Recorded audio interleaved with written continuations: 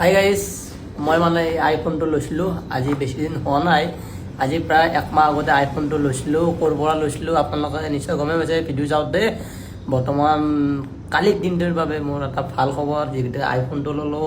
এতিয়া ভাল খবৰটো আপোনালোকক মানে মই কি বুলি ক'ব কাৰণে ওলাই আছিলোঁ আৰু মানে ইমান দিনৰ কোৱা নাছিলোঁ। আইফোনো ল'লোঁ একমাহ আগত। এতিয়া ভাল খবৰটো হ'ল এনেকুৱা, মানে মোবাইলটো লৈছিলোঁ মই এই চাই লওক, এই দেখা পাইছে ধনৰ দোকান, মানে মই ধনদাৰ দোকানৰ পৰা লৈছিলোঁ।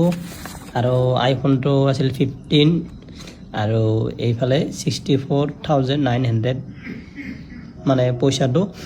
আৰু কালিৰ ভাল খবৰটো আছিল এনেকুৱা ধৰণৰ, যেতিয়া উল্টে দিম না খানে গম পাব। এইটো 3,729 টকা, মানে কালিৰ তাৰিখত মোৰ কাটব একাউণ্টৰ পৰা।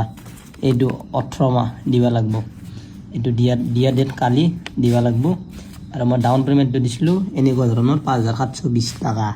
যি কি নহওক আৰু পূৰা কোটিতে মইনা বাহিৰ ফেৰ ওলাই যাব লাগি গ'ল। আৰু 3,729 টকাকৈ প্ৰতি মাহে কাটব এইটোৰ নামত। কোটিতে পূৰা মইনা বাহিৰ নোহোৱাকৈ হ'ব, পূৰা মাথা কাম নকৰে। আইএছ কি ক'ম আৰু কিবাকৈ মাৰিব লাগিব। আৰু কিবা নাপালে কি কৰিম, এই মোবাইলটোৱে আৰু বিক্ৰী কৰি দিম। এই ভিডিঅ'টো ছেভ কৰি ৰাখোঁ আৰু কোনদিনা বিক্ৰী কৰিম, একেবাৰে কম দামত মই এই মোবাইলটো বিক্ৰী কৰিম। মই ভিডিঅ'ৰ দ্বাৰা জনাই দিম কিমান দামত বিক্ৰী কৰিম, একেবাৰে কম দামত।